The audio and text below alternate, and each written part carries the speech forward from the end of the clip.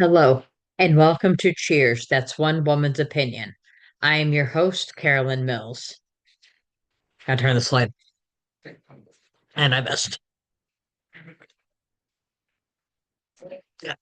All right. All right. I dropped the card. All right. That light was really bright. For those of you who are watching, so I just wanted to turn it off to make it not quite so bright. And as you probably have noticed, I actually don't edit these. You get them live. Well, you get them later, but I record them live, and that's what you get. Kind of like being filmed in front of a live studio audience, except for I have no audience unless you count my sleeping dogs. All right. So anyway, today we're watching Cheers Season 3, Episode 3, I Call Your Name. This episode first aired on October 18th, 1984. It was directed by James Burrows. It was written by Peter Casey and David Lee. Guest cast: Sam Scarber as Lewis, Mitch Crendel as Eddie, Erwin Fuller as Mr. Fancy Bottom. He passed away in 2017 of an undisclosed cause. Kelsey Grammer as Dr. Fraser Crane. I just noticed the guy's name, Mr. Fancy Bottom. I've been trying to figure out who he was. He was the guy at the table that Diane serves, and that's a great name they came up with. Kind of funny. Cheers is filmed in front of a live studio audience, was said by Shelley Long for this episode. So in our summary and the cold open, Carla comes in with Eddie. Somebody in Cheers that created the people that do all the creating the scripts and whatnot, um and the show in general, somebody must really like the name Eddie because we've already had two Eddies that I remember. We had Big Eddie in season 1, and now we have this Eddie. And coming up in the later episodes, of course, we have Eddie LeBeck. So there's at least three Eddies that have been on the show. She tells him she forgot she had to work. Eddie is disappointed because he has tickets for the RV show. Carla suggests Coach go with him. Coach asks Eddie if you get to go inside the RV, and Eddie tells him sometimes, but you have to take off your shoes first. So Coach starts to remove his shoes. A frustrated Eddie says, "Not now," where everybody knows your name plays. Diane is in a bad mood. It doesn't help a customer is complaining that his martini is not dry enough. Someone in my art group yesterday explained that I asked how I don't and I still don't really get it, but how can a liquid be dry? That makes no sense to me, but apparently has something to do with the vermouth versus the gin, or maybe gin is vermouth. I don't remember, but it's something to do with vermouth. As I've told you guys before, I have autism. Some things just don't make sense, and a liquid being dry will never make sense to me. So she explains she's having a bad day. She gives the customer another martini. He complains again. It still isn't dry enough. Diane snaps, "Drink it." Sam apologizes to the customer. He explains Diane has been very angry since he dumped her. Carla also apologizes. Sam asks if he can help, and Diane says it's an issue between her and Fraser. Cliff comes in upset. He says he caught a coworker stealing perfume samples out of a magazine. Sam does not see what the big deal is, and Norm is amused by it. Cliff tells Diane, "I've got a little problem here." She replies, "Who doesn't?" Cliff decides he needs to report it. Sam tells him to let it go, and Cliff says, "Let this go, and tomorrow Hitler will be in the White House." Cliff has a thing with Hitler. I try not to give things away, but the only way I can explain this is to give something away. In the later episodes, I believe it's the final episode, actually. I'm not sorry, not final episode, final season. Um, Cliff claims that Hitler lives in his apartment building. So Cliff has a Hitler complex thing going on. So Sam asks who did it, and Cliff tells him it was Lewis. Sam remembers Lewis from before. And for those of you who don't remember Lewis, Lewis was in the episode where Cliff does the karate kicks. It's called Cliff's Rocky Moment. And Lewis was the big black guy that came in to help Cliff deal with this guy that was bullying him, but then he turns on Cliff from what the guy's saying. That was Lewis. He could be dangerous, Sam tells him. Cliff decides he's above being a snitch. Carla clucks like a chicken and then tells him, "You'd rat on a little guy." Proving he's not a chicken, he calls the supervisor to report it. However, he uses a Swedish accent. Later that night, Cliff says he is leaving. Sam asks if he wants to stay in the office. Cliff says he's not scared, and he only did that Swedish accent for the amusement of the people in the bar. Tomorrow, he will let Lewis know he did it. But Lewis comes in and tells Cliff he was fired. He wants Cliff to help him find out who ratted him out. Cliff is a nervous wreck while talking to Lewis. Lewis leaves and Cliff whines, "Tomorrow I die." Cliff leaves, followed by Coach and Carla. Coach wants to listen to French tapes. Carla says no because he listens to them every night and it isn't helping. Coach disagrees, so Carla says, "Say, how are you today in French?" Coach repeats her word for word using a French accent. She tells him, "I rest my case." Again, he responds, "I rest my case." He continues to copy her each time, but doing it with a French accent. Frazier knocks on the door, and Sam tells him that Diane left 15 minutes ago. He invites Frazier in for a drink. Frazier tells Sam about a patient he has that Sam might be able to help with. He calls the patient Thor. He says that Thor has a girlfriend named Elektra. Elektra cried out another man's name when they were having sex. Frazier asks if that's ever happened to Sam, and Sam asks who listens. He explains he has his stereo up and other things on his mind. Frazier says Elektra yelled out the name of an old boyfriend, and Thor cannot get over it. Sam explains it has happened to everyone, even him. He says that's why he turned up the stereo. Frazier, feeling better, thanks Sam and leaves. The next day, Carla asks Cliff what his plan is. Cliff says he's going to be honest and straightforward. Carla says, "No, I meant your medical plan." Diane calls Sam's name. Sam does not respond. She says, "Barkeep." He asks, "I'm sorry, did you want me?" Sam is such a jerk in this episode, and it's so hysterical. He plays it off well. Lewis comes in to get the info from Cliff. Cliff explains that the man just loves his country and he's sorry. Lewis gives back the envelope and says he got another job anyway. Lewis tells Cliff, "You better tell that fellow he's lucky he's still in one piece."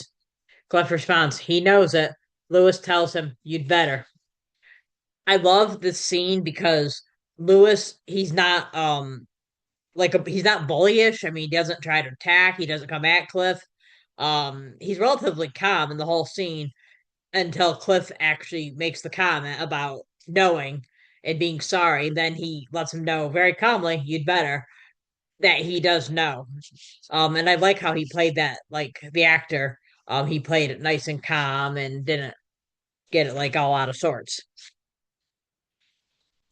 Cliff shakes as Lewis leaves. Norm compliments Cliff's bravery. Carla opens the envelope and asks, "Who's Juan Torres?" She points out there was even a map to Juan's house. Cliff says that Lewis wouldn't hurt Juan because he's in a body cast because he fell out of the window a few weeks ago. Sam tells Diane that her boyfriend stopped by yesterday. He asks her for his name. She says, "You know it's Frazier." Sam tells her that Frazier is an easy name to forget. Again, Sam doing this whole thing is great. Diane asks Sam if he has something to say, and Sam tells her, "If I had something to say, I'd say it. I'd even yell it out passionately." He goes into his office. She follows, asking him about what he and Frazier discussed, and then she accuses him of being smug.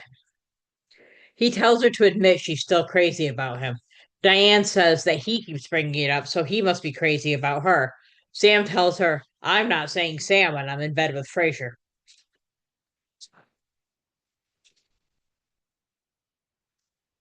So this next scene that I'm about to describe, I'm not going to do it justice, and I apologize. It's a dialogue-less scene until the very end here. But Shelley Long does it so well. If you have not seen this episode, you've got to watch it. I mean, this scene's just great. An angry Diane grabs the desk lamp. Then she sets it down again. Then she walks over to the door. Then back to the desk. She picks up the phone and dials. And then she hangs it up again. Then she grabs Sam by the shirt before letting him go and walking over and sitting on the couch. She says, I'll kill him. Then I'll kill you. Then I'll kill myself. Sam responds, You're overreacting. There's no reason to kill me. The reason I love the scene, it's very hard.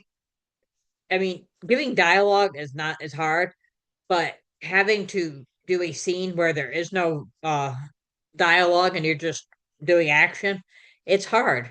You have to keep the pace, otherwise people are going to lose interest. And it has to be well, I mean, you have to be able to do it. And she doesn't stop. I mean, she goes. It's so well done. But I've told you many times how great an actress Shelley Long is. Frasier comes in. Diane is angry. He told Sam. Frasier says he didn't tell Sam. Sam must have deduced it on his own. Diane doesn't think Sam is that smart, but Sam tells her, I'm good at deducement. Diane says Sam is so arrogant she thought that she was referring to him. However, she claims she was referring to Sam Goldwyn. And for those of you who are not familiar with Sam Goldwyn, there used to be a production company called MGM, Metro Goldwyn Mayer, and Sam Goldwyn was the Golden in that company. They're the ones that produced Wizard of Oz and movies like that. They used to have a big lion in a circle. The lion's name was Leo, and at the beginning of the movies, you'd hear the lion roar. Frasier says they need to confront the issue and deal with it. He tells him that there is still a spark between Sam and Diane. Diane tells him to look her in the eyes. She says there's nothing between her and Sam. She then tells him to look in Sam's eyes, and he will say the same thing. Sam also confesses there's nothing between them anymore. A happy Frasier says, I believe you. Frasier and Diane hug. They decide to go away for the weekend. Frasier apologizes for how he's been acting, and then he leaves. Diane tells Sam they are good actors. She says, There is a spark, isn't there, Sam? And then she tells him it wouldn't take much encouragement to make an inferno. They kiss passionately. Sam calls out, Oh, Diane. She yells, Frasier. They stop kissing, and she smiles smugly and says, Oops. I gave this episode 4 out of 5 beer nuts. I thought the ending, especially, was a classic episode ending, and there was some memorable dialogue in this episode. I gave the MVP to, of course, Shelley Long, who, as I said, that scene where she does has no dialogue, she's just going around, so good. And even in the beginning, when she's playing, when she's angry, um, it's hard to do angry scenes because you don't want to play angry. Because you play angry, it kind of is I forgot the word. It's not natural because it's almost like the actor's too angry. It's more better. Well, that's bad grammar. It's better to play it straight, and if the anger comes out, if that makes sense. You don't want to overact with anger, is what I'm trying to say. There we go. I think she does a great job with that too. And best dressed. Let me share screen here. So the best dress went to Sam Malone this time, and you'll see it in a second. It's loading. I really like the shirt that he has on here. So I gave him the best dressed. And our Grand Slam line was between Diane and Carla when after Sam asks if he can help, and she says there's an issue between her and Frasier. Diane says, Suffice to say, he insists on making mountains out of molehills. He wants you to wear a padded bra. Go mate with a squid. The on baseline. This line, I have seen this episode. I've seen all these episodes like a gazillion times. Growing up, I had them. I recorded that. Okay, so let me explain this. growing up, like I said, I started watching when I was 9. Um, at this point I'm from New York State. On I'm gonna go on the Thursdays when it's on the most when it aired. Cheers was on here in New York State at 5 and 5:30 on Channel 13. It was on Channel 7. Or sorry, it was on at 7 o'clock on the Boston station. On Thursday nights, it was on at 9 p.m. again on NBC. And then on the New York station, it was on at 11 and 11:30. 6 times a day, and I watched every single episode. I planned everything around all these episodes because I did not want to miss them. Then I started recording them on VHS. And not only did I record them, I waited patiently for them to appear in order. And then I finally got them all recorded. They came out on video. I bought all the videos. Finally got all those. It took a while because I was in high school, had no money, had to save up. Got them all on video. The DVDs came out. So, of course, I bought the DVDs. Got them all on DVD. I still have those. And now they're on streaming. So I have that as well. And I have seen this. I can't even tell you how many times I've seen this. Um, the whole series. I just keep watching over. I mean, I've lost count of how many times I've seen it. But somehow I still find different things. And I have never caught this line until I watched it for this podcast recording. So our on base line, it's between Cliff and Lewis. Cliff says, "Before you look at it, Lewis, I need to tell you a little something about him." What is this? The dating game? I laughed so hard. And I played it again. I was like, did I just hear that right? Dating game? Again, for those who aren't familiar, the dating game was actually a game show. I think it was in the 80s. They probably had a 90s edition too. I mean, a lot of the game shows come back. Um, so that I just found it really amusing.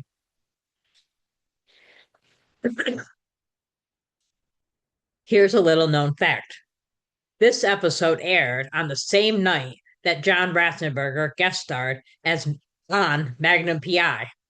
So I thought for fun, I would do a rewatch of this episode. So stay tuned as it will probably go up this coming Monday or next Monday. I have to see when I have time to watch it and get that all done. But it'll be either this Monday or next Monday. A little rewatch of this episode. So if you like this episode, please follow us on Facebook group. Cheers, that's one woman's opinion. Actually, I think Facebook group should join, not follow. And you can follow us as always on Instagram at Cheers One Woman's Opinion Podcast. Seems darker in here today than usual. Twitter X at One Woman Opinion. The Reddit subgroup at Cheers Rewatch Podcast. Trying to build that up. And as always, feel free to email us with questions, comments, etc. at Cheers One Woman's Opinion Podcast at gmail.com. Next week, Cheers Season 3, Episode 4 Fairy Tales Can Come True. And that's one woman's opinion.